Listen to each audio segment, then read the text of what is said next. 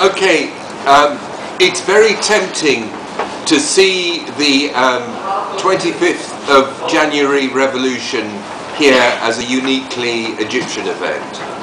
انه ده امر محفز جدا بالنسبه لي ان احنا نشوف الثوره المصريه في 25 يناير كانه حدث متفرد. And of course, in many ways, it is a special Egyptian event of which Egyptian people should feel very proud. وفي الحقيقة هو إلى حد ما حدث يعني منفرد والناس المصريين يجب أن يفخروا به. But it also falls into a classic pattern of revolutions going back hundreds of years to the English and French revolutions of the 16th and 17th centuries. ولكنه في الأول وفي الآخر بيعود لنموذج من الثورات بيرجع ليمكن الثورة الإنجليزية والفرنسية في القرون ال 17 وال 18. And it's important to look at those patterns because they can offer both positive and negative examples for people here in Egypt. ويجب علينا ان احنا ننظر للنماذج دي لانها هتعلمنا الحاجات الايجابيه والحاجات السلبيه اللي ممكن تواجهنا في ثورتنا في مصر. The first question I want to ask is what is a revolution? اول سؤال احب اساله ايه هي الثوره؟ Because yesterday there were people were discussing whether the 25th of January was a genuine revolution or just an uprising.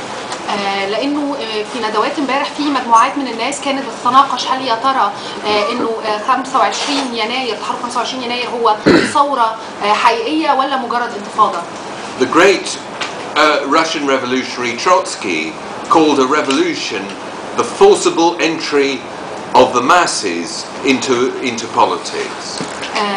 تروتسكي قال بشكل الثوري تروتسكي قال انه الفكره في الثوره هو دخول الجماهير بقوه الى السياسه. Now by that definition clearly the 25th of January was a revolution because what could be more obviously the entry of the masses into politics than what happened in Tahrir Square. لذا احنا بكل بساطه نقدر نقول ان 25 يناير هي ثوره لانه بكل بساطه ايه اللي نقدر نشوفه كدخول للجماهير في السياسه بقوه زي اللي حصل في ميدان التحرير. But revolutions aren't simply brief events or single glorious moments. ولكن الثورات هي مش أحداث قصيرة مختصرة أو مجرد لحظات براقة في حياتنا. Revolutions are processes that unfold in time. الفكرة إنه الثورات هي عملية ممتدة في الزمن.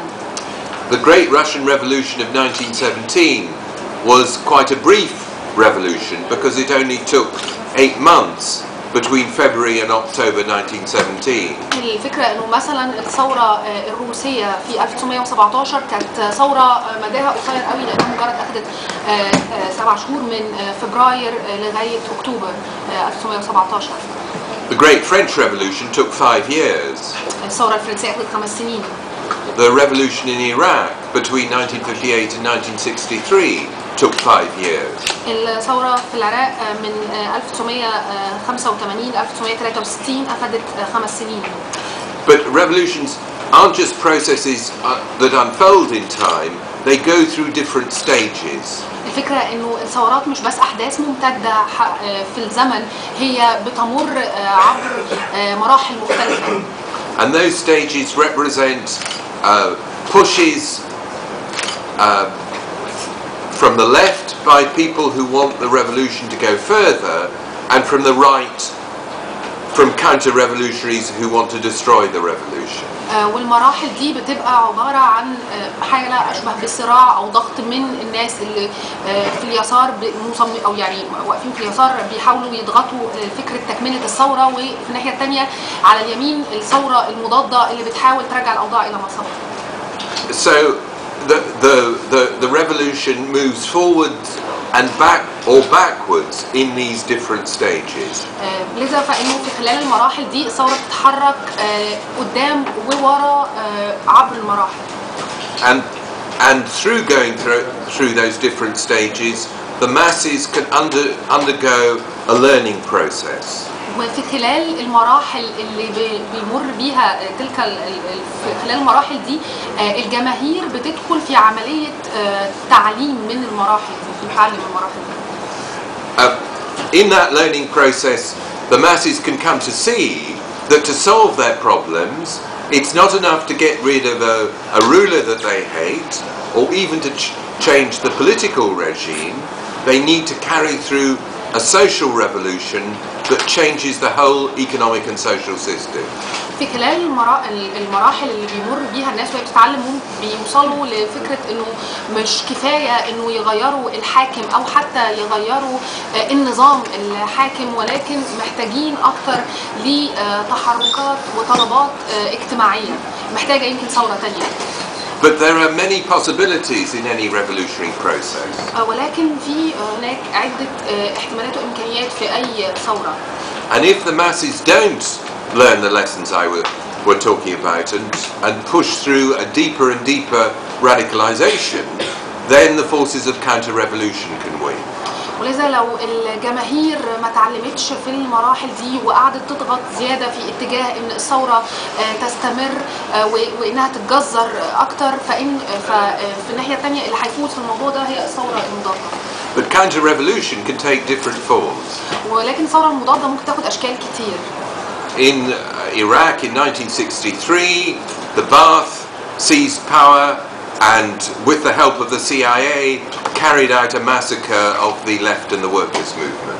مثلا في العراق في سنة 63 البعث لما وصل حزب البعث لما وصل للحكم وبمساعدة المخابرات الأمريكية قاموا بحملة قتل واسعة لليساريين.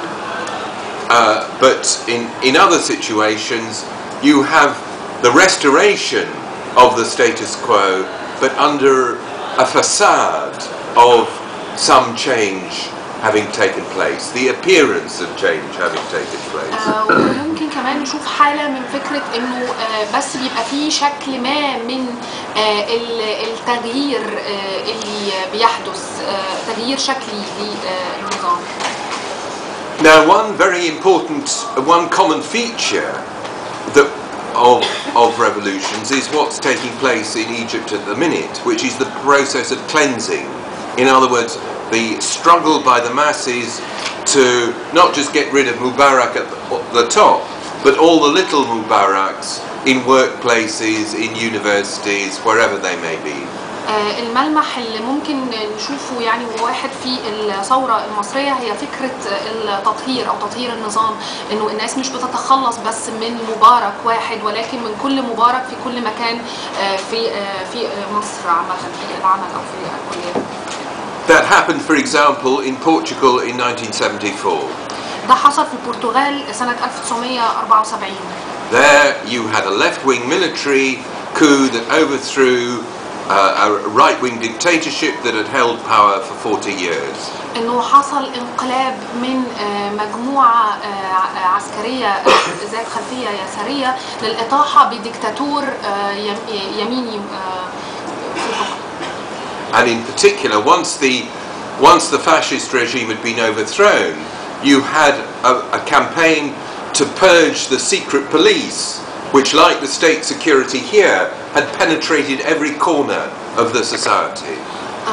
والفكرة إنه مع يعني مع إتمام الانقلاب اللي حصل ده فحصلت حملة واسعة لمحاولة التخلص من البوليس السري اللي هو شبه جدا أمن الدولة هنا في مصر.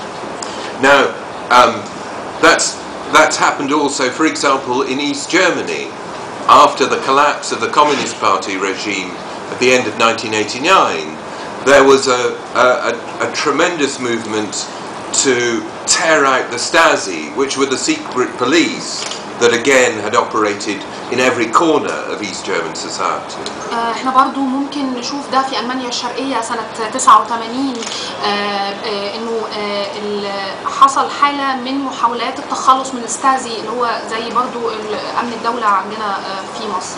Now, this process of cleansing can act as a major lever to the kind of social radicalization that I was talking about. عملية التطهير دي ممكن تبقى بشكل أو بآخر حاجة بترفع التغييرات الاجتماعية اللي احنا كنا بنتكلم عنها.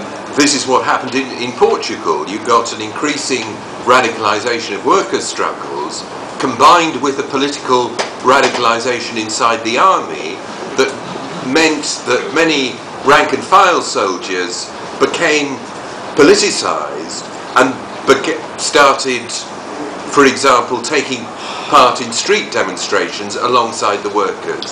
الفكرة انه ده حصل في البرتغال مثلا، انه ده ادى لحالة كبيرة من الاضرابات الواسعة اللي تبعها بالتالي حالة من التجزير في الجيش، لدرجة انه عدد كبير من العساكر في القواعد العاديين كانوا بدأوا يبقى عندهم وعي سياسي وبيحاولوا ياخدوا مواقف. But in East Germany, it didn't work out at all like that. East Germany was incorporated with West Germany and essentially integrated into liberal capitalism, something that happened in a less dramatic way right across Eastern Europe in 1989 and 90. الفكرة انه ده مثلا على العكس من اللي حصل في ألمانيا الشرقية اللي اتحدت مع ألمانيا الغربية وتبنت بشكل او بآخر نموذج غربي للرأسمالية.